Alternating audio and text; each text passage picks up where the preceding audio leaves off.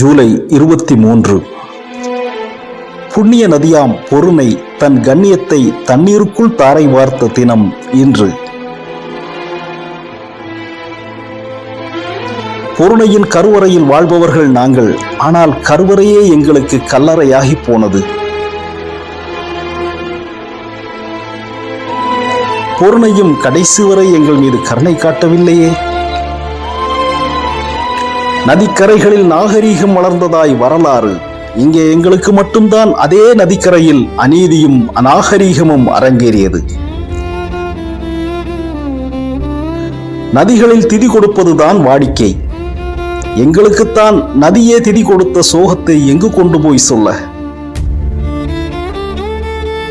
இது நதி செய்த சதியா, இல்லை சதி செய்தது விதியா?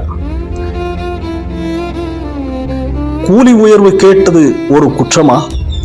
பாவிகள் எங்களில் 17 பேரின் உயிரை பறித்து கொண்ட சோக நாள் இன்று. பயங்கரவாதம் பார்த்திருப்பீர்கள். ஆனால் அண்மை காலங்களில் அரச பயங்கரவாதம் எங்கள் மீதுதான் அவிழ்த்து விடப்பட்டது. இப்பொழுது எங்களுக்கு வேலையும் இல்லை, வசிக்க இடமும் இல்லை, மொத்தத்தில் வாழ்க்கையே இல்லை.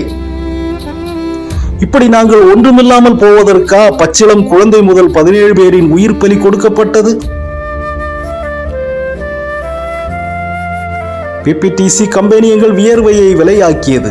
ஆனால் அரசாங்கங்களும் அரசியல்வாதிகளும் எங்கள் கண்ணீரையே எப்பொழுதும் காணிக்கையாக கேட்கின்றார்கள். காடு வீடு வேலை என்று எல்லாவற்றையும் இழந்துவிட்டு சொந்த தேசத்து அகதிகளாய் நிர்கதியாய் நின்று கொண்டிருக்கின்றோம்.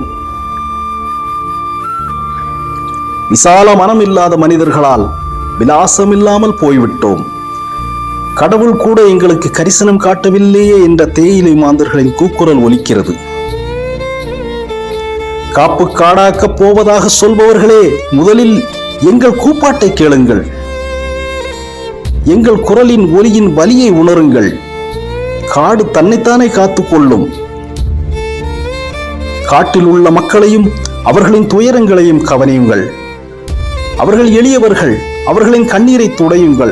ஏனென்றால் எளியவர்களின் கண்ணீர் விஷத்தை விட வீரியமானது. அது உங்களை மட்டுமல்ல, உங்கள் வம்சத்தையே வாழ்விழக்கச் செய்து விடலாம்.